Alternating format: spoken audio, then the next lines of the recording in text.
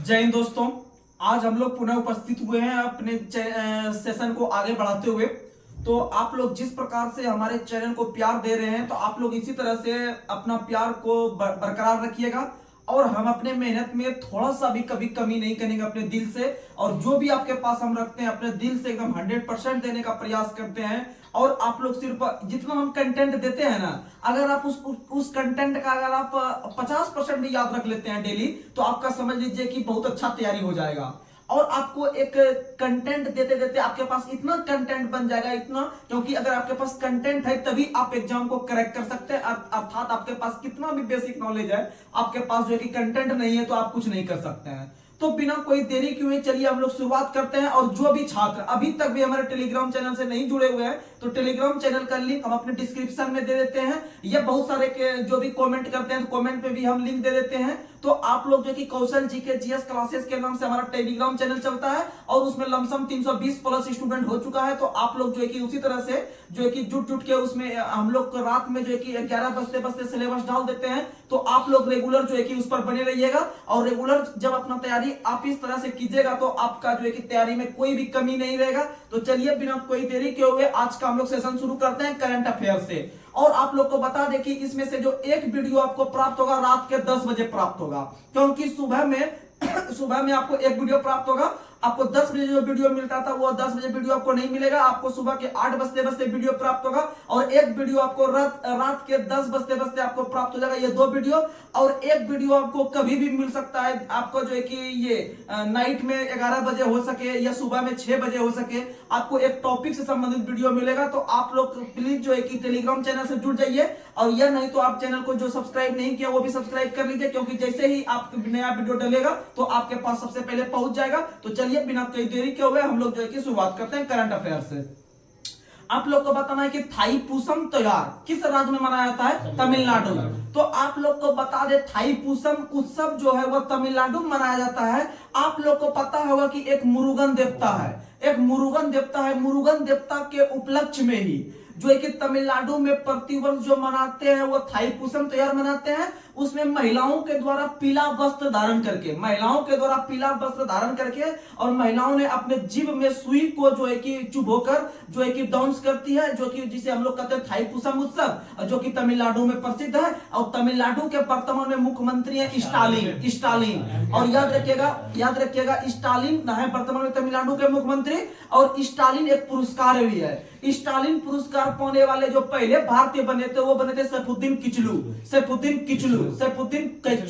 और एक पुरस्कार और एक है जिसका नाम है आपका गोल्डन ग्लोब पुरस्कार। गोल्डन ग्लोब पुरस्कार पाने वाले पहले भारतीय जो बने थे वो बने थे ए.आर. रहमान। कौन बने थे? ए.आर. रहमान। गोल्डन ग्लोब पुरस्कार पाने वाले पहले व्यक्ति बने थे ए.आर. रहमान। और याद रखिएगा ग्लोबल 500 पुरस्कार जो दिया जाता है पर्यावरण के क्षेत्र में, ग्लोबल 500 पुरस्कार पर्यावरण के क्षेत्र में। और जो है कि पर्यावरण पुरस्कार जो दिया जाता है ग्लोबल हो गया 500। उसी तरह से पर्यावरण दिवस प्रत्येक वर्ष 5 जून को मनाते हैं, 5 जून को। चलिए अगला क्वेश्चन। अभी आप लोग को बता दें कि भारत में कुल 5 राज्य में आपका विधानसभा चुनाव हुआ था। तो 5 राज्य में जो विधानसभा चुनाव हुआ है सबका मुख्यमंत्री आपको याद रखना जरूरी है। तो आप लोग को बता दें कि मध्य प्रदेश में जो आपका बीजेपी की सरकार आई तो मध्य प्रदेश के जो वर्तमान में मुख्यमंत्री बने हैं मोहन यादव। मध्य प्रदेश में मोहन यादव। वहीं अगर हम देखते हैं छत्तीसगढ़ में, तो छत्तीसगढ़ में जो बने वो बने विष्णुदेव साई छत्तीसगढ़ का हो गया। वहीं अगर बात करते हैं हम लोग मिजोरम का, तो मिजोरम का बना लाल दुभौमा जो बना है वो मिजोरम का। वहीं अगर बात करते हैं राजस्थान का तो भजनलाल शर्मा। और तेलंगाना का रेवंत रेड्डी और भजनलाल शर्मा राजस्थान का। मध्य प्रदेश का मोहन यादव, छत्तीसगढ़ का विष्णुदेव साई और मिजोरम का लाल दुभौमा। और याद रखिएगा कुल कितना राज्य में हुआ है? 5 राज्य। कितना राज्य? 5। और अगले महीना या आपका मार्च या अप्रैल से जो शुरू होने वाला है लोकसभा हुआ 18वां लोकसभा। क्या लोकसभा? 18वां लोकसभा। याद रखने का कोशिश कीजिएगा। अगला क्वेश्चन आप लोग को बताना है डेजर्ट फेस्टिवल जो है कि वह किस राज्य में मनाया गया? राजस्थान के जैसलमेर। तो याद रखिएगा डेजर्ट मतलब होता है मरुस्थल। डेजर्ट मतलब होता है मरुस्थल, और याद रखिएगा मरुस्थल जो सबसे अधिक है राजस्थान में, और राजस्थान में स्थित है थार मरुस्थल। कौन सा मरुस्थल? थार मरुस्थल। अर्थात याद रखना डेजर्ट फेस्टिवल राजस्थान में, डेजर्ट फेस्टिवल राजस्थान में। और आप लोग को बता दे कि प्रत्येक वर्ष 17 जून को एक दिवस बता रहे हैं मरुस्थल पे, एक दिवस है 17 जून को जो मनाते हैं, 17 जून को जो मनाते हैं, जिसका नाम है मरुस्थलीकरण रोकथाम दिवस। मरुस्थलीकरण रोकथाम दिवस प्रत्येक वर्ष 17 जून को मनाते हैं, 17 जून को, ये सब याद रखिएगा। और दूरसंचार दिवस जो मनाते हैं 17 मई को, 17 मई को दूरसंचार दिवस, ये सब याद रखिएगा। और आप लोग को बता दे कि वर्तमान राजस्थान का मुख्यमंत्री तो याद हो गया भजनलाल शर्मा। कौन हो गया? भजनलाल शर्मा। और राजस्थान के अंदर में 3-4 शहर है जिसको कि हम लोग उपनाम से जानते हैं, जैसे राजस्थान का प्रवेश द्वार भरतपुर, राजस्थान का प्रवेश द्वार भरतपुर। और आप लोग को बता दें कि भरतपुर में एक बहुत बड़ा बर्ड सेंचुरी है जिसका नाम है आपका घना पक्षी विहार या केवलादेव पक्षी विहार, जो कि भरतपुर में है, जिसे पक्षियों के स्वर्ग के रूप में भी जानते हैं। वहीं हम जो जोधपुर है, वहां पर जोधपुर जो है उसे जो है कि राजस्थान का भी उपनाम जानते हैं, तो सूर्य नगरी के नाम से जोधपुर को, सूर्य नगरी के नाम से जोधपुर को। वहीं अगर हम बात करते हैं अजमेर को, तो राजस्थान का हृदय अजमेर, तो याद रखिएगा राजस्थान का हृदय अजमेर को, और राजस्थान का प्रवेश द्वार भरतपुर को, वहीं जोधपुर को सूर्य नगरी, जोधपुर को सूर्य नगरी। तो ये सब चीज याद रखिएगा। और राजस्थान का गौरव चित्तौड़गढ़ को, राजस्थान का गौरव चित्तौड़गढ़, चित्तौड़गढ़ को याद रखिएगा। अगला क्वेश्चन आप, और pink city Jaipur, pink city Jaipur यानी गुलाबी शहर जयपुर, गुलाबी शहर, लेकिन गुलाबों का शहर चंडीगढ़, गुलाबों का शहर चंडीगढ़, गुलाबों का शहर चंडीगढ़, क्योंकि पंजाब की राजधानी चंडीगढ़ है और पंजाब में सबसे अधिक गुलाब फूल का उत्पादन होता है। और याद रखिएगा कि पंजाब में गुलाब के पिता के नाम से जो जाना जाता है वह बीबी पॉल को, बीबी पॉल को, बीबी पॉल को फादर के नाम से जाता है गुलाब का, जो कि पंजाब से संबंध रखते हैं। लेकिन अगर आपसे पूछे ओवरऑल पूरे इंडिया में सबसे अधिक फूल का उत्पादन कर्नाटक, कौन करती है? कर्नाटक। और फूल का जो अध्ययन कराता है एंथोलॉजी, फूल का अध्ययन एंथोलॉजी, फूल का अध्ययन एंथोलॉजी। और वहीं आपका फलों का अध्ययन पोमोलॉजी, फलों का अध्ययन, और फल का जो मिठारंग फ्रुक्टोज, फल का मिठारंग फ्रुक्टोज, और दूध का मिठारंग लैक्टोज, दूध का मिठारंग लैक्टोज, दूध का मिठारंग लैक्टोज, और फलों का मिठारंग फ्रुक्टोज, याद रखिएगा। अगला क्वेश्चन आप लोग को बताना है, गोले मेला महोत्सव किस राज्य में मनाया जाता है? जम्मू कश्मीर। गोले मेला, गोले मेला को पढ़ेंगे गोलमाल, क्या पढ़ेंगे? गोलमाल। यानी कोई भी चीज जो चुराने का कगार पे आता था कहते हैं अरे यार ये सामान गोलमाल हो गया, इसका मतलब जम्मू कश्मीर को हड़पने के चक्कर में पाकिस्तान है, तो इसका मतलब है कि गोलमाल जो है वो जम्मू कश्मीर, गोलमाल जो है जम्मू कश्मीर, गोलमाल जो है जम्मू कश्मीर। उसी तरह से वहां पर और जो है कि 1-2 मनाया जाता है, जैसे लेवेंडर, लेवेंडर कहाँ है? जम्मू कश्मीर। हर्बल भी कहाँ है? जम्मू कश्मीर। कंचोत भी कहाँ है? बंगस बैली मेला भी कहाँ है? जम्मू कश्मीर। बंगस बैली भी कहाँ है? जम्मू कश्मीर। बैली मतलब घाटी, बैली मतलब घाटी, यानी जम्मू कश्मीर बहुत सारा घाटी है, तो याद रखिएगा। वही भारत के अंदर में एक घाटी बहुत प्रसिद्ध है जो बार बार एग्जाम में आता है, इसका नाम है मौन घाटी, मौन घाटी या शांत घाटी, जो कि केरल में है, जो कि कहाँ है? केरल में, जो कि केरल में है, जो कि जैव विविधता का एक स्थल है। अगला क्वेश्चन, जैव विविधता यानी कि वहां पर बहुत सारा जीव जंतु निवास करता है, अलग अलग परिस्थिति, हाँ अलग अलग परिस्थिति में। चलिए अगला क्वेश्चन आप लोग को बताना है कि गुब्बारा महोत्सव किस राज्य में मनाया जाता है? तमिलनाडु। गुब्बारा महोत्सव तमिलनाडु। वहीं पर एक पशुओं का जो है कि लड़ाई होता है जल्लीकट्टू, जल्लीकट्टू, जल्लीकट्टू जो है वो तमिलनाडु में। और याद रखिएगा कर्नाटक में भैंसों की लड़ाई होता है, इसका नाम है कंबाला। क्या नाम है? कंबाला। यानी भैंसों की लड़ाई कंबाला कर्नाटक में, यानी को से कंबाला, को से कर्नाटक, जो भैंस की लड़ाई है, और भैंस भी काला रंग का होता है, भैंस भी काला रंग का। वहीं अगर हम बात करते हैं सांड की लड़ाई जो जल्लीकट्टू है वो तमिलनाडु में। और एक देश है पूरे विश्व में स्पेन, स्पेन का जो राष्ट्रीय खेल है वो सांड की लड़ाई है, वो क्या है? सांड की लड़ाई है, ये सब याद रखेगा। वहीं अगर हम बात करते हैं काला घोड़ा महोत्सव कहाँ? तो मुंबई में, काला घोड़ा मुंबई में, काला घोड़ा मुंबई में। एक चावल है काला चावल के नाम से, जिसको जीआई टैग मिला है मणिपुर में, काला चावल को जीआई टैग मिला है मणिपुर में। अब काला घोड़ा कहाँ हो गया? मुंबई, काला घोड़ा। लेकिन आपसे क्वेश्चन पूछेगा कि काला काला काला नमक चावल, काला नमक चावल जो महोत्सव है वह उत्तर प्रदेश के जो मनाया जाता है सिद्धार्थ नगर में, उत्तर प्रदेश के। यानी कि काला घोड़ा पूछेगा मुंबई, काला चावल पूछेगा मणिपुर, लेकिन काला नमक चावल महोत्सव पूछेगा तो उत्तर प्रदेश के सिद्धार्थनगर, उत्तर प्रदेश के सिद्धार्थ। और हाल ही में मिर्चा चावल को जीआई टैग मिला है बिहार का, मिर्चा चावल को जीआई टैग बिहार का। और हाँ, पश्चिमी चंपारण। और सिलाव खाजा को जीआई टैग मिला है बिहार में, सिलाव खाजा को भी बिहार में, बिहार के नालंदा में है वो, बिहार के नालंदा में सिलाव खाजा बहुत फेमस है।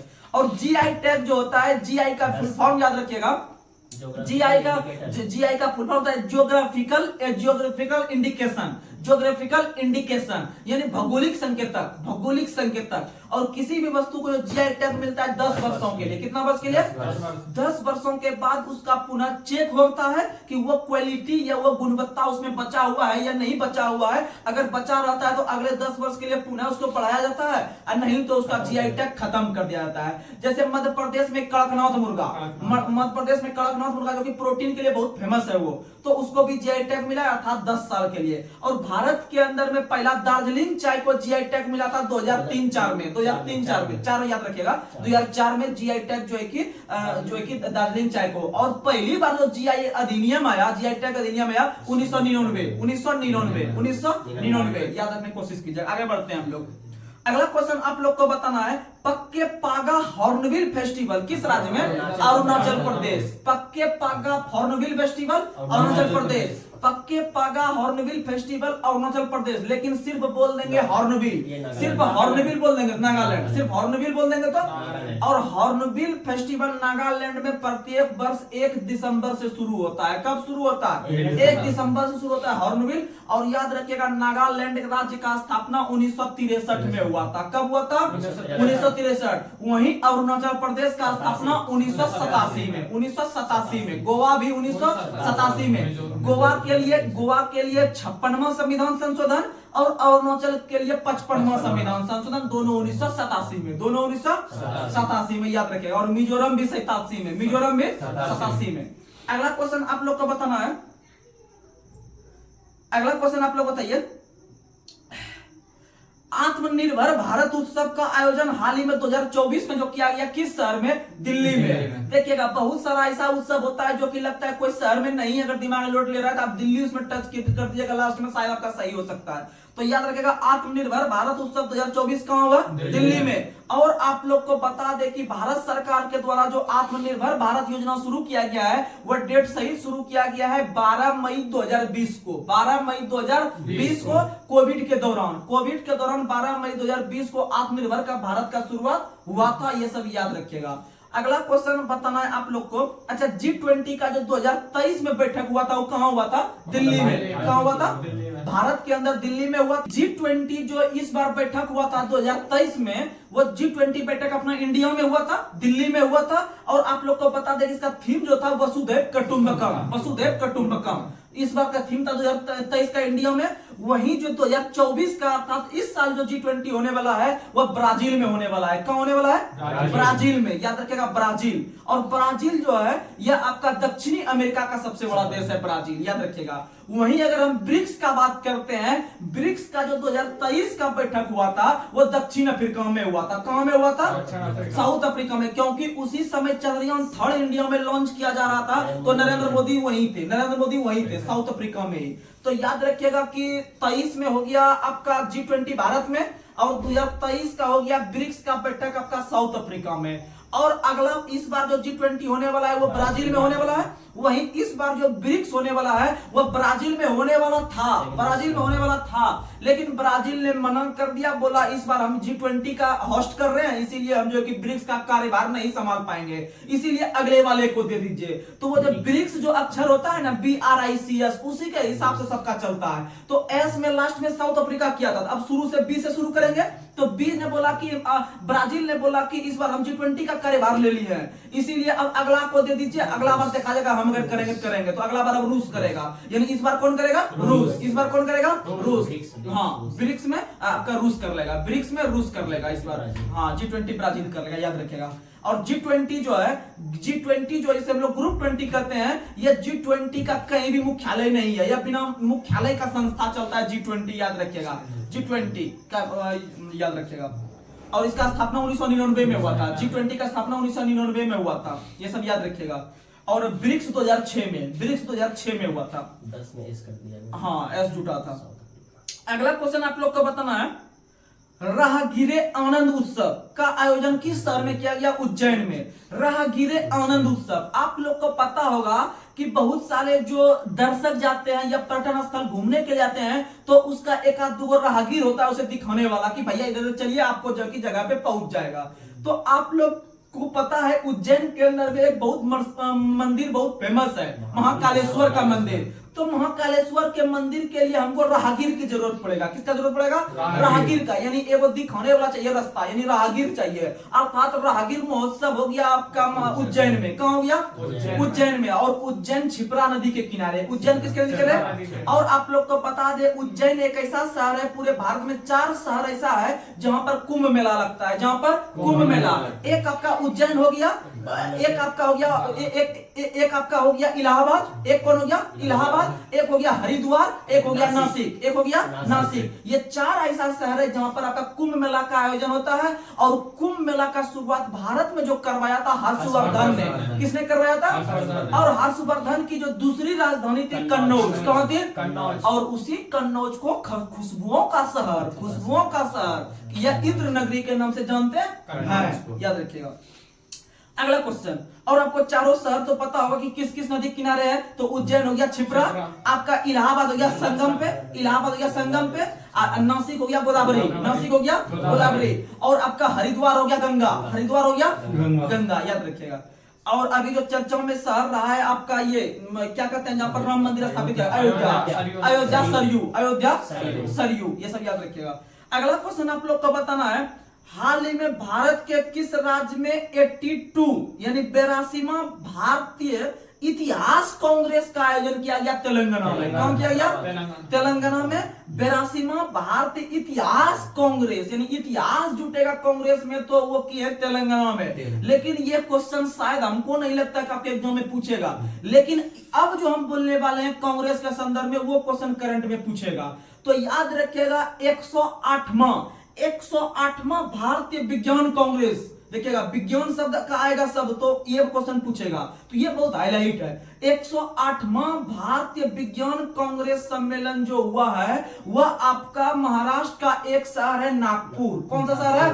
नागपुर। 108वां भारतीय विज्ञान कांग्रेस जो हुआ है नागपुर में हुआ है। और 109वां जो हुआ है वह आपका लवली यूनिवर्सिटी पंजाब के अंदर में, लवली यूनिवर्सिटी पंजाब। अगर कांग्रेस के संदर्भ में करंट में पूछेगा तो यही क्वेश्चन पूछेगा, वो इतिहास वाला तेलंगाना नहीं पूछेगा। लेकिन आप याद कीजिएगा, इतिहास लगाएगा तेलंगाना चल जाएंगे, नहीं तो 108वां विज्ञान कांग्रेस पूछेगा तो वो नागपुर जाएंगे। और नागपुर को संतरा नगरी के नाम से भी जानते हैं। और हाँ, नींबू।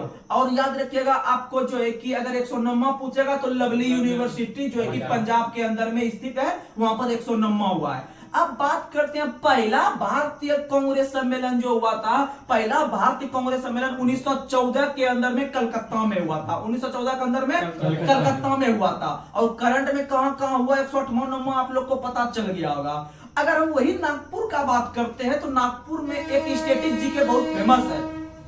आप लोग को पता होगा कि पहला विश्व हिंदी सम्मेलन जो हुआ था वह नागपुर में 1975 को हुआ था। 1975 में पहला जो आपका विश्व हिंदी सम्मेलन हुआ था वह उसी नागपुर में हुआ था। कहां हुआ था? नागपुर में। और 0 माइल स्टैंड जो अंग्रेज के जमाने में जो प्रयोग करते थे वो भी नागपुर में है। वो कहां में है? नागपुर में। 0 माइल स्टोन याद रखिएगा, वो दूरी के लिए प्रयोग किया जाता था। अगला क्वेश्चन आप लोग को बताना है, पर्पल महोत्सव 2024 किस राज्य में मनाया गया? गोवा में। पर्पल महोत्सव गोवा में, पर्पल महोत्सव गोवा में। और याद रखिएगा गोवा में जो है कि आदमी लोग जो जाता है वह गोवा वाले बीच पे जाके सो जाता है। गोवा वाले बीच पे जाके क्या करता है? सो जाता है। यानी सो जुआओ उत्सव गोवा, सो जुआओ उत्सव गोवा। और जो सोता है ना वो अंधेरों में नहीं सोता है, वो लाइट हाउस में सोता है। किस में सोता है? लाइट हाउस में, यानी लाइट हाउस महोत्सव गोवा। अगर पूछेगा सो जुआओ उत्सव गोवा, और जो है कि वह पर्पल का यूज करता है। किसका यूज करता है? पर्पल का। और याद रखिएगा कि पर्पल जो महोत्सव हुआ है वह भी कहां में हुआ है? गोवा में। और आप लोग को बता दे कि गोवा पहली बार जो गुलाम बना था 1510 ईस्वी में, 1510 ईस्वी में इसे जो है कि किसने गुलाम बनाया था? पुर्तगालियों ने। किसे गुलाम बनाया था? और उस समय वहां के राजा थे आपके यूसुफ आदिल शाह। यूसुफ आदिल शाह से गोवा को छीन कर जो है कि 1510 में जो वहां के दूसरे नंबर के पुर्तगाली गवर्नर थे जिसका नाम था आपका अल्बुकर्क। क्या नाम था? अल्बुकर्क। अल्फांसो द अल्बुकर्क, पूरा नाम यही था, अल्फांसो द अल्बुकर्क। उन्होंने उसे जो है कि गुलाम बना लिया और आगे चलकर विभिन्न प्रकार के यूरोपीय कंपनी ने इस पर शासन किया और अंतिम रूप से पुर्तगाली के द्वारा ही 1961 ईस्वी में इसे छुटकारा मिला। छुटकारा मिला और जिस दिन छुटकारा मिला वह डेट था 19 दिसंबर। 19 दिसंबर उस दिन उसको मुक्ति मिला, अर्थात 19 दिसंबर को गोवा मुक्ति दिवस। 19 दिसंबर को गोवा मुक्ति दिवस। वहीं 30 जून को जब गोवा भारत का एक राज्य बनता है 25वां नंबर का, गोवा जब भारत का एक राज्य बनता है 25वां नंबर का 1987 में 56वां संविधान संशोधन के तहत, 56वां के तहत, तो वह दिन बनने वाला था 30 जून। कौन सा दिन था? यानी गोवा दिवस पूछेगा तो 30 जून और गोवा मुक्ति दिवस 19 दिसंबर। 19 दिसंबर। समझ में आ गया ये चीज? आगे बढ़ते हैं। अर्थात लाइट हाउस पूछेगा, सो जुआओ पूछेगा या फिर आपका पर्पल पूछेगा, तो ये सब कहां मारेंगे? गोवा। कहां मारेंगे? और गोवा की राजधानी पणजी है, पणजी मांडवी नदी के किनारे, पणजी मांडवी। और गोवा के अंदर में एक आपका जलप्रपात है जो बहुत फेमस है जिसका नाम है आपका दूध सागर जलप्रपात। दूध सागर जलप्रपात। वहीं दूध गंगा, पंचगंगा, मालप्रभा, घाट प्रभा वो कृष्णा की सहायक नदी है। किसका सहायक नदी? कृष्णा का। आगे बढ़ते हैं। अगला क्वेश्चन आप लोग को बताना है कि भारत के किस शहर में हाल ही में गीता महोत्सव का आयोजन किया गया? तो वह कुरुक्षेत्र हरियाणा। और महाभारत का युद्ध भी कहां हुआ था? कुरुक्षेत्र हरियाणा। महाभारत का युद्ध भी कुरुक्षेत्र हरियाणा में हुआ था जो कि 18 दिन तक चला था। कितना दिन तक चला था? 18 दिन। और महाभारत के जो लेखक थे वो वेद व्यास थे। कौन थे? वेद व्यास। और महाभारत का पूरा नाम जय संहिता। महाभारत का पूरा नाम जय संहिता। अगला क्वेश्चन आप लोग को बताना है बन्नी उत्सव भारत के किस राज्य में मनाया जाता है? आंध्र प्रदेश। बन्नी उत्सव आंध्र प्रदेश। वहीं जो है कि आप लोग को पता है कि एक होता है हरेला, एक होता है हरेली। ये दोनों उत्सव है, बहुत फेमस है। तो हरेला उत्सव जो है उत्तराखंड में है। हरेला उत्सव कहाँ है? उत्तराखंड। और हरेली छत्तीसगढ़ और हरेला उत्तराखंड। और उत्तराखंड में जो है कि फूलों की घाटी है। उत्तराखंड में फूलों की घाटी चमोली है। और फूलों की घाटी जो उत्तराखंड में स्थित है इसे यूनेस्को की सूची में 2005 में शामिल किया गया था। 2005 में। यानी फ्लावर यानी फूल, फूल यानी 5 यानी एफ यानी 2005, यानी कि प से 5, प से 5, प से 2005 याद रखिएगा।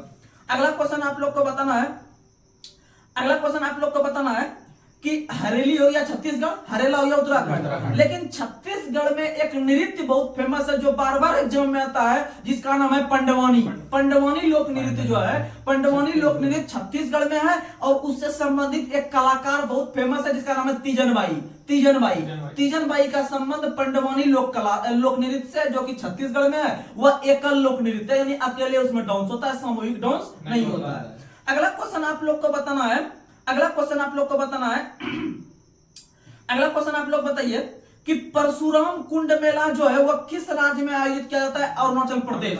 परशुराम कुंड मेला अरुणाचल प्रदेश। परशुराम कुंड मेला अरुणाचल प्रदेश। इससे पहले पूछे थे पक्के पागा भी कहाँ है? अरुणाचल। पक्के पागा भी कहाँ है?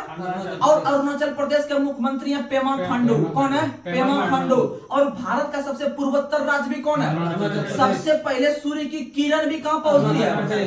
अरुणाचल प्रदेश के दिबांग घाटी में। अरुणाचल प्रदेश के दिबांग घाटी में सबसे पहले सूर्य की किरण पहुंचती है, याद रखिएगा। वहीं अगर हम बात करते हैं परशुराम कुंड मेला हो गया अरुणाचल प्रदेश, वहीं अगर आपसे क्वेश्चन पूछे सूरज कुंड मेला कहाँ लगता है, सूरज कुंड मेला कहाँ लगता है, तो याद रखिएगा कि सूरज कुंड मेला उत्तर प्रदेश के फरीदाबाद में, फरीदाबाद में कहाँ लगता है, सॉरी हरियाणा के फरीदाबाद, हरियाणा के फरीदाबाद, हरियाणा के फरीदाबाद, हरियाणा के फरीदाबाद में आपका लगता है सूरज कुंड मेला। और आप लोग को बता दे इस बार जो आपका फरीदाबाद में हुआ था आपका सूरज कुंड मेला, इस बार का जो फोकस आपका स्टेट है उसे जम्मू कश्मीर को रखा गया है। किसे रखा गया है? जम्मू कश्मीर। क्वेश्चन पूछेगा कि सूरज कुंड मेला जो फरीदाबाद में आयोजित किया गया, इसका फोकस स्टेट कौन रखा गया, या फोकस राज्य किसे रखा गया? जम्मू कश्मीर। किसे रखा गया? यानी सूरज कुंड पूछेगा, सूरज कुंड पूछेगा तो मारेंगे आपका हरियाणा के फरीदाबाद, वहीं परशुराम कुंड पूछेगा अरुणाचल प्रदेश, परशुराम कुंड अरुणाचल प्रदेश याद रखने का कोशिश कीजिएगा।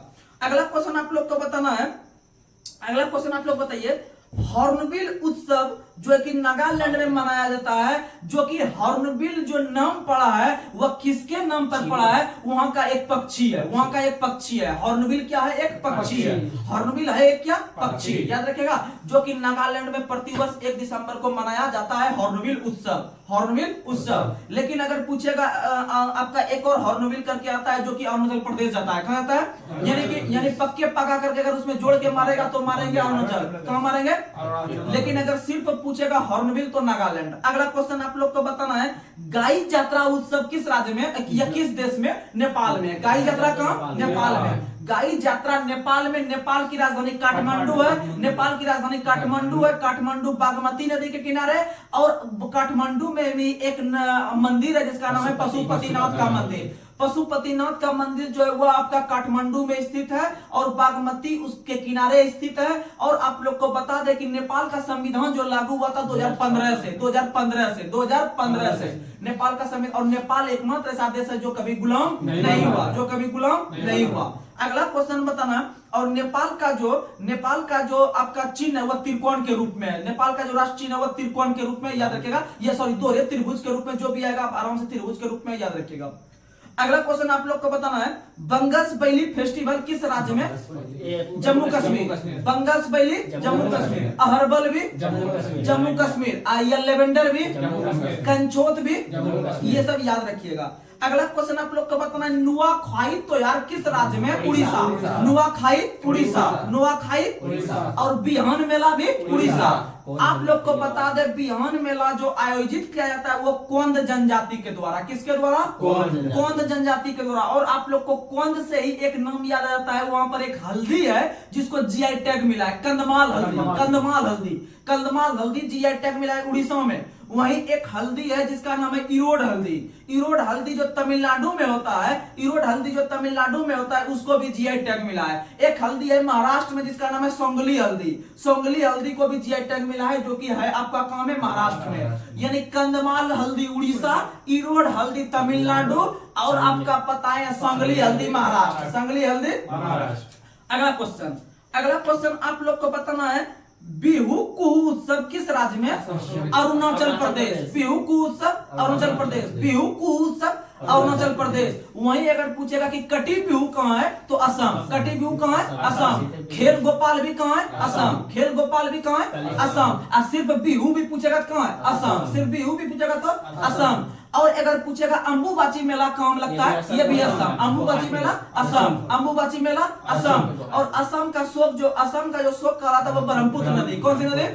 और ब्रह्मपुत्र नदी पर आप लोग को पता है, ब्रह्मपुत्र नदी जो आपका असम में बहती है, वहां पर जो है कि सबसे बड़ा जो है कि निर्मित किया गया है आपका माजुली द्वीप। कौन सा? माजुली द्वीप। माजुली द्वीप जो है वह आपका असम में ब्रह्मपुत्र नदी पर स्थित है, जो सबसे बड़ा द्वीप है भारत में, याद रखिएगा माजुली द्वीप। सबसे बड़ा नदी द्वीप पूछेगा माजुली है, याद रखिएगा। अगला ऐसे अगर पूछे कि सबसे बड़ा द्वीप बताओ कौन सा है पूरे विश्व में? ग्रीनलैंड सबसे बड़ा द्वीप, लेकिन सबसे बड़ा द्वीप समूह इंडोनेशिया। सबसे बड़ा द्वीप समूह इंडोनेशिया, सबसे बड़ा द्वीप समूह इंडोनेशिया, सबसे बड़ा द्वीप ग्रीनलैंड। लेकिन पूछेगा सबसे बड़ा प्रायद्वीप अरब प्रायद्वीप, सबसे बड़ा प्रायद्वीप अरब प्रायद्वीप, याद रखिएगा।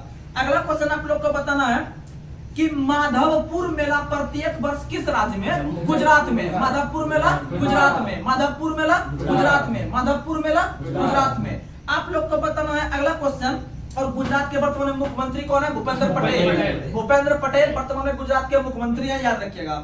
और अगला क्वेश्चन आप लोग को बताना है। अगला क्वेश्चन,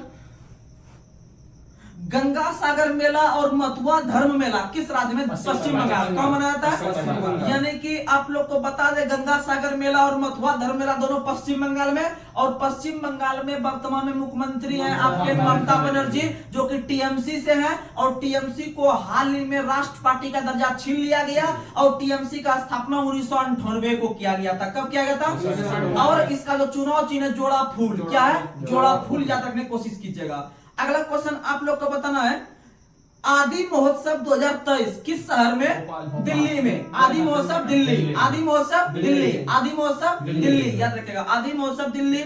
G20 फ्लावर फेस्टिवल भी दिल्ली, G20 फ्लावर फेस्टिवल में दिल्ली। अगला क्वेश्चन आप लोग को बताना है, चौथा राष्ट्रीय युवा संसद महोत्सव 2023 कहां मनाया गया? नई दिल्ली। यानी चौथा अंतरराष्ट्रीय युवा संसद करके पूछेगा, दिल्ली मानेंगे। कहां मानेंगे? दिल्ली। इससे पहले बता चुके हैं आपको, अगर भारतीय विज्ञान कांग्रेस सम्मेलन पूछे तो वह नागपुर में हुआ है। कहां में हुआ है? अगर कांग्रेस लगा के पूछे तो वह विज्ञान कांग्रेस कहां हुआ है? नागपुर में 108वां। और 109वां हुआ है आपका पंजाब के अंदर में lovely university. Lovely university Punjab के अंदर में हुआ 109वां।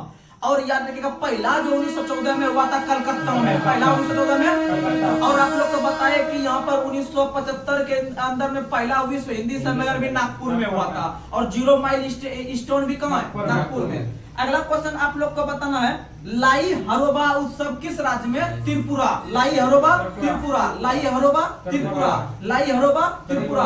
और त्रिशूरपुरम उत्सव भी कहाँ है? त्रिपुरा में। त्रिशूरपुरम, सॉरी त्रिशूरपुरम उत्सव केरल में। त्रिशूरपुरम कहाँ है? केरल में। त्रिशूरपुरम कहाँ है? केरल में। लाई हरोबा त्रिपुरा, लाई हरोबा त्रिपुरा। वहीं अगर आपसे पूछे, हेरात, अहरबल, कंचोत, लेवेंडर कहाँ बताएं? जम्मू कश्मीर। कहाँ बताएं? अगर पूछेगा चेरी ब्लॉसम उत्सव कहाँ, तो चेरी ब्लॉसम हो गया आपका शिलोंग में। यानी मेघालय की राजधानी कहाँ है? शिलोंग। यानी cherry blossom Shillong, cherry blossom Shillong. और आप लोग को अगर हम क्वेश्चन पूछे, मांडू महोत्सव या निमारी मिर्च को जीआई टैग मिला है, वह किस राज्य में? एमपी में। किस राज्य में? यानी कि यहाँ पर मांडू महोत्सव भी होता है, खजुराहो महोत्सव भी होता है, तानसेन महोत्सव भी होता है। तो ये सब याद रखिएगा। तानसेन महोत्सव ग्वालियर में होता है, और तानसेन सम्मान भी जो किस राज्य ने देती है? मध्य प्रदेश ने। कौन देती है? मध्य प्रदेश।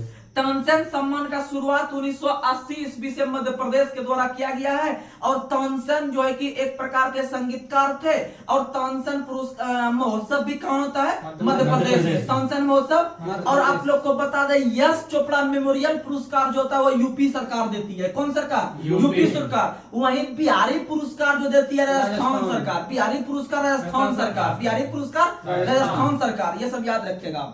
और आप लोग को बता दें कि वर्तमान समय में जो शास्त्र नृत्य है वह 8 है। कितना है? 8। शास्त्र भाषा 6 है, शास्त्र भाषा 6 है, और शास्त्र नृत्य जो है वह आपका 8 है। और नंबर शास्त्र नृत्य बनने के कगार पर है, जिसका नाम है छऊ। अगर छऊ लोक नृत्य को दर्जा मिल जाता है तो भारत में शास्त्र नृत्य की संख्या 9 हो जाएगा। कितना हो जाएगा? 9। और छऊ लोक नृत्य उड़ीसा में चलता है। कहाँ चलता है? उड़ीसा में। छऊ लोक नृत्य उड़ीसा में चलता है। वहीं अगर भारत में बात करते हैं भाई, 8 को कौन कौन है, थोड़ा सा हमको बताइए तो आप लोग याद रखिएगा। आपका हो जाएगा सबसे पहले भरतनाट्यम। कौन हो जाएगा? भरतनाट्यम हो गया, कथकली हो गया, कथक हो गया, ओडिसी हो गया, मणिपुरी हो गया, मोहिनीअट्टम हो गया, कुचिपुड़ी हो गया, और सतरिया हो गया। कौन हो गया? सतरिया। यानी सतरिया असम में, सतरिया असम में, जो कि अभी तक का सबसे नया था, अभी नया था। अगर छऊ बन जाता है तो छऊ 9वां नंबर का नया हो जाएगा। ये हो गया शास्त्रीय भाषा। हाँ, शास्त्रीय नृत्य हो गया, शास्त्रीय नृत्य। वहीं शास्त्रीय भाषा का अगर बात करते हैं तो 6 गो है। कितना है? 6। ओडिसी, उसके बाद तेलुगु, फिर तमिल, फिर उसके बाद हो गया आपका मलयालम, उसके बाद हो गया कन्नड़, एक हो गया संस्कृत, एक हो गया। उसमें से जो सबसे नया जो शास्त्रीय भाषा है ओडिसी, सबसे नया शास्त्र भाषा ओडिसी। वहीं सबसे पुराना शास्त्र भाषा हो गया आपका तमिल। कौन हो गया? तमिल। अगला क्वेश्चन, ये जो ओडिसी को चुना है सबसे नया जो 2013 में चुना है, ये सब क्वेश्चन रेलवे में पूछेगा। 2013 में ओडिसी को चुना है, और सबसे पुराना जो है 2004 में उसको चुना था तमिल को। याद रखिए, तमिल को। तेलुगु तो आंध्र प्रदेश में चलती है। चलिए अब साइंस का मेन क्वेश्चन हम लोग कवर कर रहे हैं, तो आप लोग ध्यान से समझने का प्रयास कीजिएगा। आप लोग को बताना है कि प्रकृति में कितने प्रकार के एमिनो अम्ल पाए जाते हैं, तो 20 प्रकार के। यहाँ 20 से 22 लिखा हुआ है, लेकिन आपको एग्जाम में आएगा तो आपको 20 याद रखना पड़ेगा। कितना याद रखना पड़ेगा? 20। और 20 जो होता है, 20 एमिनो अम्ल जो होता है, उसमें से अगर हमको शरीर में अगर बात करें तो इसमें हमारे शरीर में जो एमिनो अम्ल होता है वह लगभग 20 को रहता है। इसमें 10 हमारे शरीर के अंदर निर्माण होता है, 10 उसका शरीर के बाहर निर्माण होता है। यानी एमिनो अम्ल की संख्या जो है वह 20 होती है। कितनी होती है? 20। और एमिनो अम्ल जो बने होते हैं वो प्रोटीन के बने होते हैं। किसके बने होते हैं? प्रोटीन के। और प्रोटीन में को बनने में जो सहायता प्रदान करता है वह नाइट्रोजन सहायता प्रदान करता है। कौन प्रदान करता है? जैसे आप एक सब्जी का यूज करते होंगे, बीन्स का सब्जी खाते होंगे। बीन्स एक ऐसा सब्जी है, क्वेश्चन एग्जाम रेलवे का पूछा हुआ क्वेश्चन है कि सबसे अधिक मात्रा में नाइट्रोजन की मात्रा या प्रोटीन की मात्रा जो होती है किस सब्जी में, तो उसी बीन्स में होती है। किस में होती है? बीन्स में। और आप लोग को बता दें कि यूरिया में जो नाइट्रोजन होता है 46%। यूरिया में नाइट्रोजन 46%। वहीं अगर आपसे पूछे प्रोटीन में कितना परसेंट नाइट्रोजन होता है? 16%। कितना परसेंट? 16% होता है आपका नाइट्रोजन किसमें? प्रोटीन में। और प्रोटीन जो बने होते हैं एमिनो अम्ल के। किसके बने होते हैं? एमिनो अम्ल के। और प्रोटीन का जो खोज किया है बर्जीलियस ने। प्रोटीन का खोज किसने किया है? और आपका जो संकेत दिया है आपका आवर्त सारणी का, वो भी किसने दिया है? बर्जीलियस ने। उत्प्रेरक का खोज भी किसने किया है? बर्जीलियस ने। तो आप लोग को पता चल गया होगा कि प्रोटीन जो ये अमीनो अम्ल जो होते हैं वो 20 की संख्या में। कितना संख्या में? 20। और वो किसके बने होते हैं? अमीनो अम्ल के। किसके बने होते हैं? अमीनो अम्ल। और प्रोटीन के बने होते हैं। और प्रोटीन जो बने होते हैं नाइट्रोजन के। प्रोटीन जो बने होते हैं नाइट्रोजन के। और प्रोटीन में जो नाइट्रोजन होता है 16%। कितना परसेंट? 16%। और यूरिया में नाइट्रोजन जो होता है 46। यूरिया में नाइट्रोजन 46। वहीं जो आपका जो सोयाबीन जो खाते हैं, सोयाबीन में कितना परसेंट प्रोटीन होता है? तो 42%। कितना परसेंट? 42%। सोयाबीन में होता है 42%। सोयाबीन में 42। याद रखिएगा, बहुत इंपॉर्टेंट क्वेश्चन है। अगला क्वेश्चन आप लोग को बताना है, रेशम का जो धागा बनाते हैं वह सामान्यतः होता है क्या? प्रोटीन। क्या होता है? प्रोटीन। आप लोग जो रेशम का धागा जो बना होता है उसमें प्रोटीन रहता है। क्या रहता है? प्रोटीन। याद रखिएगा, रेशम जो होता है वो प्रोटीन का बना होता है। बहुत इंपॉर्टेंट क्वेश्चन है। और आप लोग को बता दे कि भारत के अंदर जो रेशम का सबसे अधिक उत्पादन करती है कर्नाटक करती है। कौन करती है? और पूरे विश्व में जो सबसे अधिक रेशम का उत्पादन करती है वो चीन करती है। सबसे अधिक रेशम चीन करती है। आप लोग को बता दे। अगला क्वेश्चन आप लोग को अगर पूछे कि ये जो आपका जो बिच्छू का डंक हो गया, अगर सांप अगर अटैक करता है या दंश करता है तो उसमें भी प्रोटीन की मात्रा चल जाती है। किसकी मात्रा चल जाती है? प्रोटीन। यानी जहरीला वाला प्रोटीन चल जाता है। ऐसा नहीं प्रोटीन अच्छा चीज है तो इसका मतलब वो नहीं, तो जहरीला प्रोटीन ही उसमें जाता है। याद रखिएगा, बिच्छू का डंक हो गया या मधुमक्खी से जो डंक मारता है तो उसमें भी प्रोटीन की मात्रा जाता है। याद रखिएगा। अगला क्वेश्चन आप लोग को बताना है कि मानव शरीर में किस पोषक तत्व की कमी के कारण शारीरिक वृद्धि धीमी हो जाती है? तो उसी प्रोटीन से। इसीलिए कहा जाता है कि बच्चों में प्रोटीन अधिक मात्रा में अगर तुम पिएगा आपका शरीर भी अच्छा से डेवलप करेगा और मानसिक विकास भी सही से होगा। इसीलिए शरीर में वृद्धि के लिए आपको प्रोटीन की आवश्यकता होती है। याद रखिएगा, प्रोटीन अधिक मात्रा में चाहिए। अगर बच्चों में प्रोटीन की मात्रा आपको अधिक से नहीं मिलेगा तो इसीलिए बच्चों में विभिन्न प्रकार का रोग होता है प्रोटीन की कमी से। जैसे क्वाशियोरकर हो गया, आपका मरासमस वगैरह हो गया, ये हड्डी का टेढ़ापन वगैरह हो गया, ये सब किसके कारण होता है? प्रोटीन की कमी से। किसके कारण? प्रोटीन। याद रखिएगा।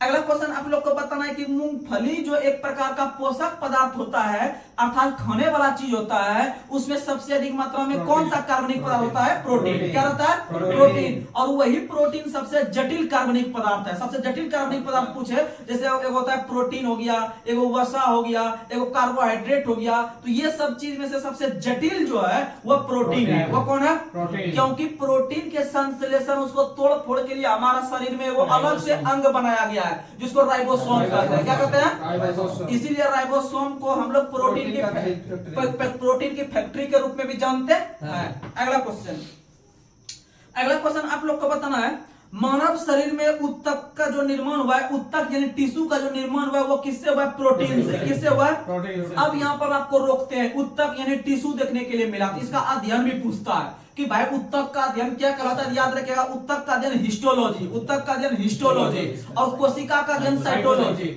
तो आप लोग को एक बार रिकॉल करवा देते हैं, आराम से सुनने का प्रयास कीजिएगा। अगर पूछे कोशिका का अध्ययन साइटोलॉजी, उत्तक का अध्ययन हिस्टोलॉजी, अगर पूछे यकृत का अध्ययन हेपेटोलॉजी, यकृत का अध्ययन हेपेटोलॉजी, खून का अध्ययन हेमेटोलॉजी, कान का अध्ययन ओडोलॉजी, नाक का अध्ययन राइनोलॉजी, मस्तिष्क का अध्ययन फ्रेनोलॉजी।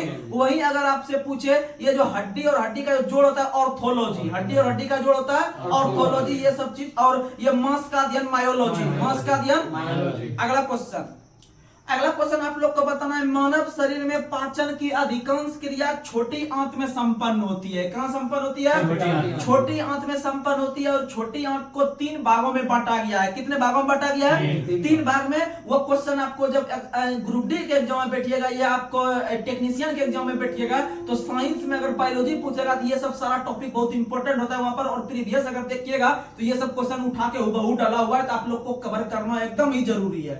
तो छोटी आंत में जो सबसे अधिक संपन्न होती है, पाचन की क्रिया जो संपन्न होती है छोटी आंत में, उसको 3 भागों में बांटा गया है। और 3 भाग जो है वो है आपका डेडुनम, जेजुनम और इलियम, यानी डुओडेनम, जेजुनम और इलियम। तो क्वेश्चन पूछेगा निम्न में से कौन सा छोटी आंत का भाग है और नहीं है? तो याद रखिएगा, एक डुओडेनम है, एक जेजुनम है और एक इलियम है। वहीं अगर हम बड़ी आंत का बात करें तो बड़ी आंत को भी 3 भागों में बांटा गया है। बड़ी आंत को भी 3 भागों में, एक है सीकम, एक है कोलन, एक है रेक्टम, एक है रेक्टम। ये 3 याद रखिएगा, 2-3 बार सुनिएगा, कॉपी में नोट कीजिएगा, तो आपका तैयारी एक बेस्ट तैयारी होगा।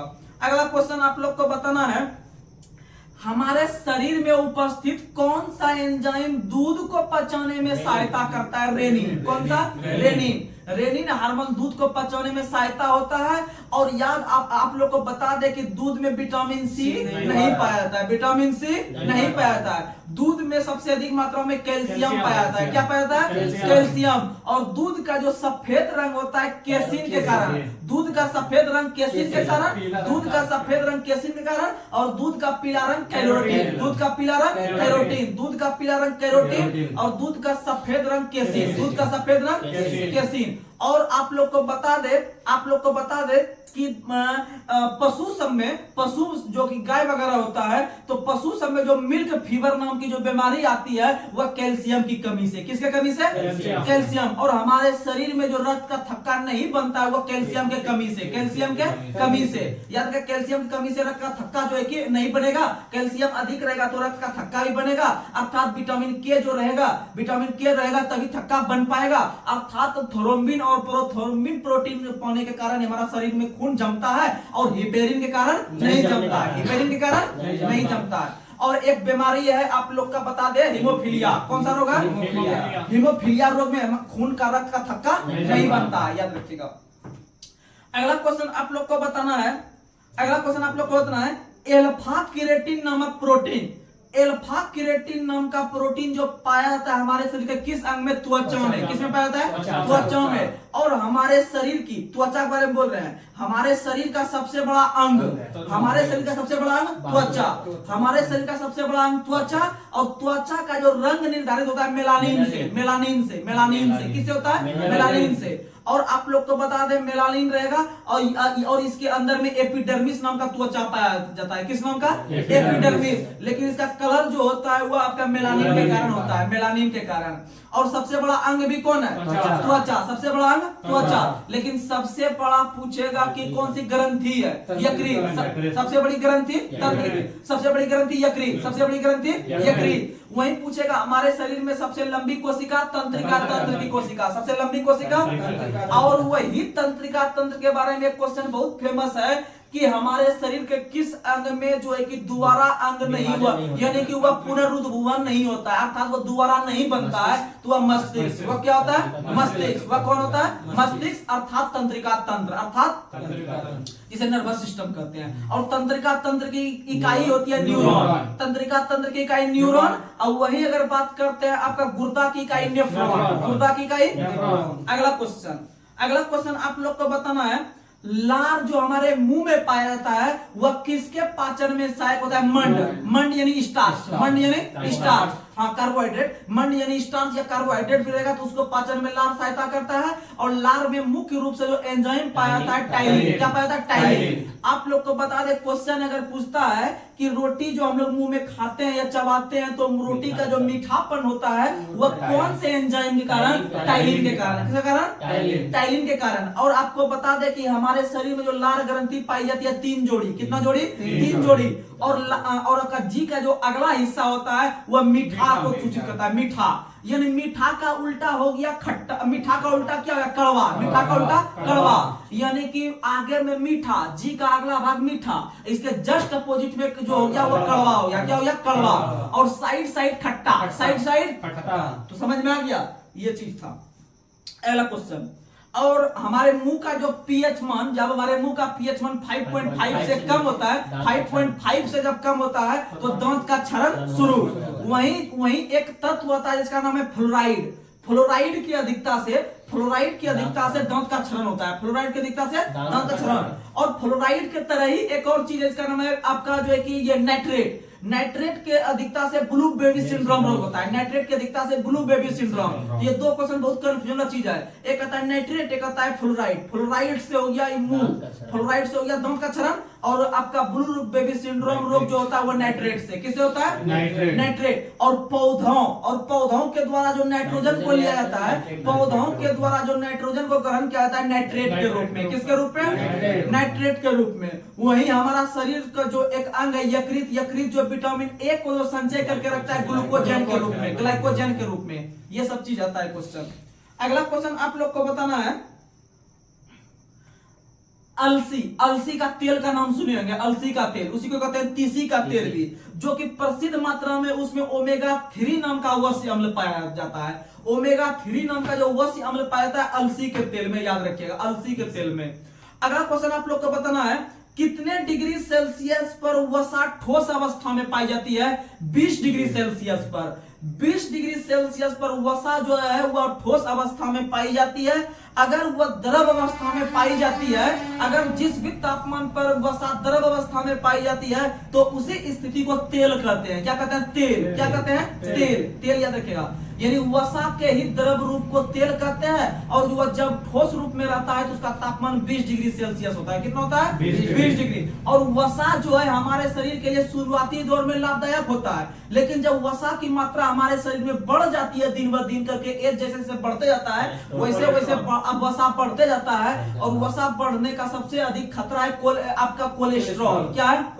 और कोलेस्ट्रॉल की मात्रा जब हमारे शरीर में बढ़ जाएगी तो आपका हार्ट अटैक आने का संभावना अधिक बन जाएगा, क्योंकि वसा जो है वह अंदर से ऊष्मा को बाहर नहीं आने देता है। अंदर से ऊष्मा को बाहर नहीं आने देता है, अर्थात जो है कि जब ऊष्मा बाहर नहीं आएगा, अंदर से आपका गर्मी बाहर नहीं आएगा, तो समझ लीजिए कि अंदर में ही वो एक प्रकार के ज्वालामुखी के रूप में जो कि आपका शरीर ब्लास्ट हो सकता है। तो ये चीज था। और कोलेस्ट्रॉल का हमारे शरीर में रहना भी एक प्रकार से लाभदायक है, लेकिन उसका लिमिट होना चाहिए। उसका लिमिट, क्योंकि अगर आपके शरीर में अगर कोलेस्ट्रॉल नहीं है तो समझ लीजिए कि आपके शरीर में विटामिन डी नहीं बनेगा। आपके शरीर में विटामिन डी नहीं बनेगा, क्योंकि कोलेस्ट्रॉल के उपस्थिति के कारण ही सूर्य की किरण से जो आपका प्रकाश आती है, हमारे शरीर में जो आपका कोलेस्ट्रॉल से विक्रिया करके विटामिन डी का निर्माण सबसे पहले होता है। और विटामिन डी को इसीलिए हम लोग हार्मोन के रूप में भी जानते हैं। किस रूप में जानते हैं? हार्मोन के रूप में विटामिन डी। और हार्मोन डी को जो जानते हैं, विटामिन डी को, विटामिन डी का जो रासायनिक नाम है कैल्सीफेरॉल। विटामिन डी का कैल्सीफेरॉल, विटामिन ई का टेकोफेरॉल, विटामिन सी का एस्कॉर्बिक एसिड, और विटामिन ए का रेटिनॉल। विटामिन ए का रेटिनॉल, और विटामिन बी1 का थायमिन। विटामिन बी1 का, और विटामिन ए जो पाया जाता है सबसे अधिक गाजर में, सबसे अधिक। और आप लोग को पता होगा एक चावल आता है गोल्डन चावल। कौन चावल? गोल्डन राइस में भी विटामिन ए पाया जाता है। विटामिन ए भी पाया जाता है गोल्डन राइस में। और आप लोग को बता दें कि अगर आपके शरीर में विटामिन बी6 की अधिकता है, विटामिन बी6 की अधिकता है, तो आप किसी भी जो सपना रात में जो सपनाते हैं या आता होगा सपना, तो वह सबसे लंबा दिन तक आपको याद रहने का जो क्षमता आएगा, ये याददाश्त पावर जो बढ़ेगा, सपनों को दीर्घ दिन तक। नहीं तो ऐसे रात में सपना देखते होंगे, सुबह में लगता होगा थोड़ा सा याद आता है फिर भूल जाते होंगे। तो अगर आप नहीं बोलना चाहते हैं तो विटामिन बी6 की मात्रा अपने शरीर में बढ़ाइए, आपको देर दिन तक याद रहने लगेगा। और आप लोग को बता दें विटामिन ई को सुंदरता के विटामिन भी कहते हैं। विटामिन ई को सुंदरता, और विटामिन ई की कमी से जनन क्षमता में कमी आता है। और विटामिन ई जो है वह अंकुरित चना हो गया, अंकुरित गेहूं हो गया, ये सब चीज को आपको उपयोग करने से आपका विटामिन ई का भरपाई हो जाएगा। और विटामिन ई टेकोफेरॉल। अगला क्वेश्चन आप लोग को बताना है कि किस पोषक तत्व से सबसे अधिक मात्रा में ऊर्जा प्राप्त होती है? वसा से। किससे होता है? आप लोग को बता दे 1 ग्राम वसा से 9.3 कैलोरी जो है कि आपको वसा प्राप्त होती है, और 1 ग्लूकोज के टूटने से आपका 4.2 KCl प्राप्त होता है। और वसा अगर 1 ग्राम लेते हैं तो आपको 9.3 कैलोरी ऊर्जा प्राप्त होगा। और कैलोरी जो है वह ऊर्जा का मात्रक है। किसका मात्रक है? ऊर्जा का मात्रक है, यानी कैलोरी। और कैलोरी के आधार पर ही हमारे समाज को वर्गीकृत किया गया कि भाई कितना कैलोरी किसको दिया जाना चाहिए। अगर कोई व्यक्ति हार्ड काम करता है दिन भर तो उसको ज्यादा मात्रा में 3600 कैलोरी चाहिए, वहीं जो नॉर्मल काम करता है उसको 2400 में भी काम चल जाता है। तो अर्थात क्वेश्चन पूछेगा कि हमारे समाज में या हमारे देश के अंदर जो आपका कार्य के आधार पर जो बांटा गया है, आपका कार्य करने की क्षमता वह कैलोरी के आधार पर बांटा गया है। तो यह समझने का प्रयास कीजिएगा। अगला क्वेश्चन आप लोग को बताना है वनस्पति घी को प्राप्त करने के लिए कौन सी प्रक्रिया अपनाई जाती है? हाइड्रोजनीकरण। हाइड्रोजनीकरण हाइड्रोजनीकरण जो है कि आपका वनस्पति तेल को प्राप्त करने के लिए किया जाता है, याद रखिएगा। और इसमें निकेल का प्रयोग किया जाता है। किसका प्रयोग किया जाता है? निकेल। और निकेल के बारे में एक क्वेश्चन बता देते हैं कि जैसे आप लोग को क्वेश्चन पूछता है कि बच्चों को सबसे अधिक मात्रा में चॉकलेट का सेवन नहीं करवाना चाहिए, तो काहे नहीं? क्योंकि उसका दांत का क्षरण शुरू हो जाता है और उसमें निकेल की उपस्थिति के कारण ही होता है। निकेल के कारण ही होता है, याद रखिएगा। निकेल। और निकेल का एक अयस्क बहुत फेमस है जो एग्जाम में आता है, इसका नाम है मिलेराइट। मिलेराइट निकेल, मिलेराइट निकेल, मिलेराइट निकेल, मिलेराइट निकेल। तो याद रखिएगा कि जब आप एग्जाम ये ट्रेन वगैरह पर चढ़ते होंगे तो आपके पास अगर टिकट नहीं रहता होगा तो आप सोचते होंगे जहां से जिधर से भीड़ ज्यादा निकल रहा है ना, तो उसी भीड़ में मिल के हम लोग निकल जाए, यानी कि मिलेराइट निकल, मिलेराइट निकल, मिलेराइट निकल, मिलेराइट निकल। समझ में आ गया? अगला क्वेश्चन आप लोग को बताना है हमारे शरीर का कौन सा अंग विटामिन ए का संचय करता है? यकृत। कौन करता है? यकृत। कौन करता है? यकृत। और विटामिन ए की कमी से रतौंधी और जीरोफ्थैल्मिया रोग जो होता है वह विटामिन ए की कमी से होता है। अगला क्वेश्चन आप लोग को बताना है विटामिन सी जो है सबसे अधिक मात्रा में किसमें होता है? आंवला। किसमें होता है? आंवला। विटामिन सी सबसे अधिक आंवला में, क्योंकि विटामिन सी में आपका खट्टा पदार्थ होता है। क्या होता है? खट्टा पदार्थ। और मूत्र में भी विटामिन सी होता है, मूत्र में भी विटामिन सी। और घाव भरने में जो सहायता करता है विटामिन सी, घाव भरने में सहायता करता है विटामिन सी। अगला क्वेश्चन आप लोग को बताना है हमारे शरीर में किस विटामिन का निर्माण होता है? याद रखिएगा सिर्फ दो। आपका एक हो गया विटामिन डी का निर्माण हमारे शरीर में होता है। डी के अलावा vitamin B3 riboflavin, vitamin B3, ये दोनों का निर्माण हमारा शरीर खुद करता है। और आप लोग को बता दें कि 2 ऐसा विटामिन है जो कि जल में घुलनशील है, विटामिन बी सी जल में घुलनशील है। और वसों में है 4 एडेक, यानी कि एडीई के एडेक हो गया आपका वसों में, और जल में बीसी। अगला क्वेश्चन आप लोग को बताना है विटामिन का जो खोज किया था 1911 में किस वैज्ञानिक ने? फंक ने। किसने किया था?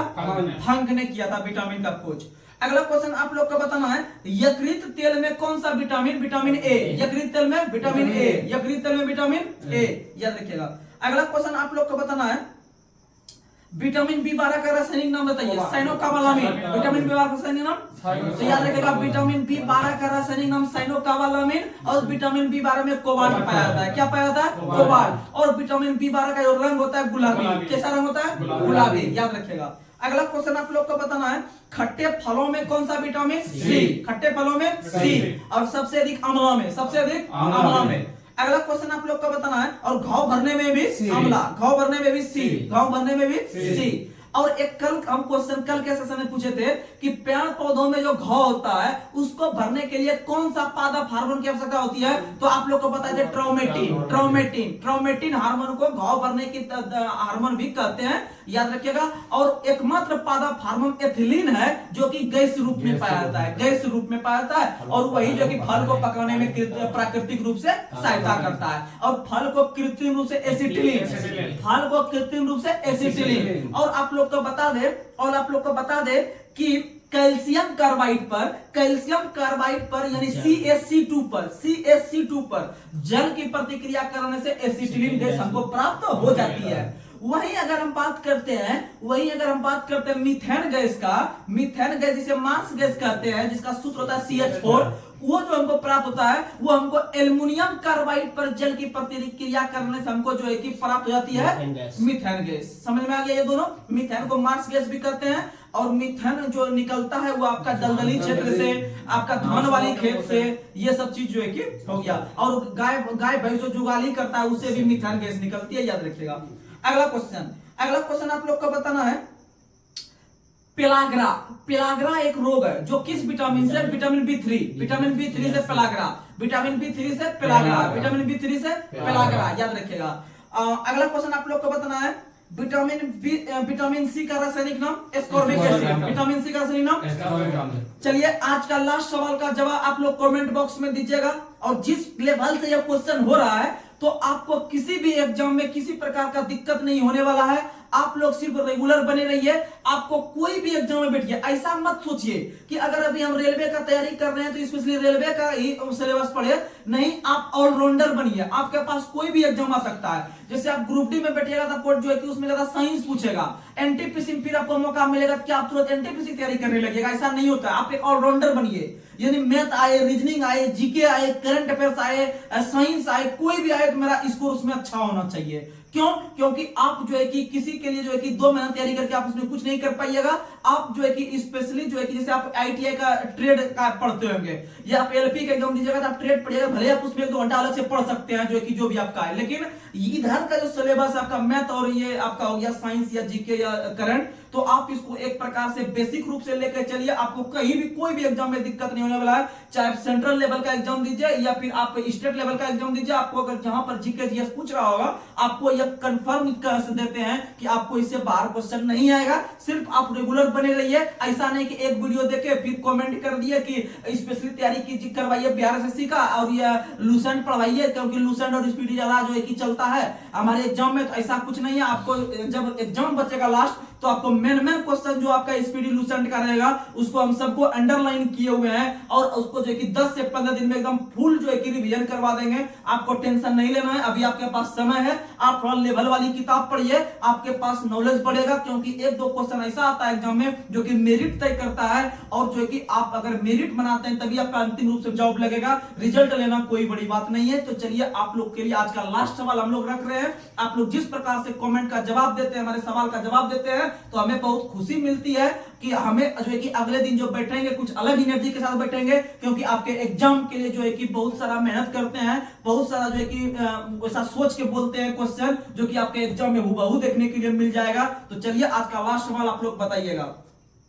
आप लोग को बताना है कि जिन शब्द का पहली बार जो खोज किया था किस व्यक्ति ने किया था, या जिन शब्द का जो पहली बार प्रयोग किया था किस व्यक्ति ने किया था। आप लोग इसका जवाब कमेंट बॉक्स में दीजिएगा। अगर जो भी व्यक्ति अभी तक भी कमेंट बॉक्स से नहीं जुड़े हुए हैं या आपके पास, आप एक काम मेरे लिए इतना सा कर दीजिए कि आप लोग जो भी हमारे चैनल को इतना प्यार दे रहे हैं, जो कि एक परिवार के रूप में हम लोग काम कर रहे हैं, सिर्फ इतना सा सपोर्ट कर दीजिए। क्योंकि अभी हम लोग का शुरुआती है, बहुत दूर आगे चलना है साथ में मिलकर। तो आप लोग इतना कर दीजिए कि आपके जो भी आसपास के में आपके दोस्त रहते होंगे या आपके गांव में रहते होंगे तो आप इस वीडियो को शेयर कर दिया कीजिएगा, जिससे कि वो भी पढ़ लिख सके और आगे बढ़ सके और इस प्रकार के फ्री वाले चैनल पर जो है कि लाभ उठा सके और हमें भी जो है कि आगे बढ़ने का इस ब्रह्मांड में मौका मिलेगा। तो चलिए आज तक यही रखते हैं। धन्यवाद।